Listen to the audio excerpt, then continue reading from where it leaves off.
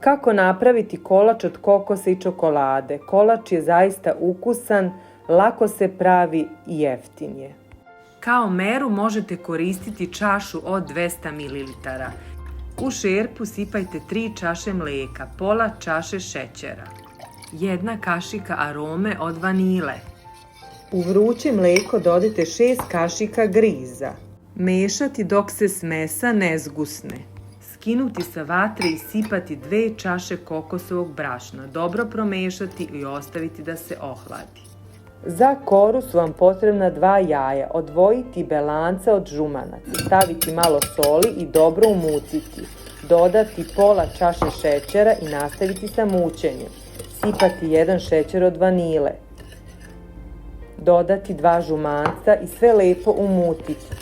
Dodati pola čaše ulja i 1 čašu mlijeka od 200 ml. Sve dobro umutiti. Prosejte 2 čaše brašna ili 200 grama.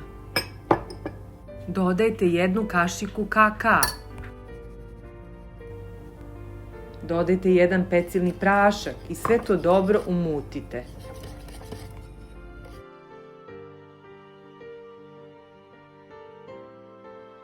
Podelite smesu na 2 jednaka dela.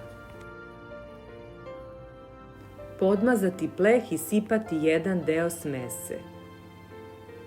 Zagrejati rernu na 180 stepeni i peći 10 minuta. Na zapečenu koru rasporediti fil.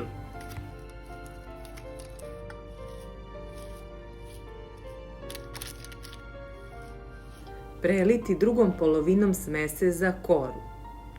Sve zajedno peći još oko 15 minuta na 180 stepeni. Za glazuru vam je potrebno 150 grama čokolade, 170 grama slatke pavlake, sve to rastopiti i preliti kolač.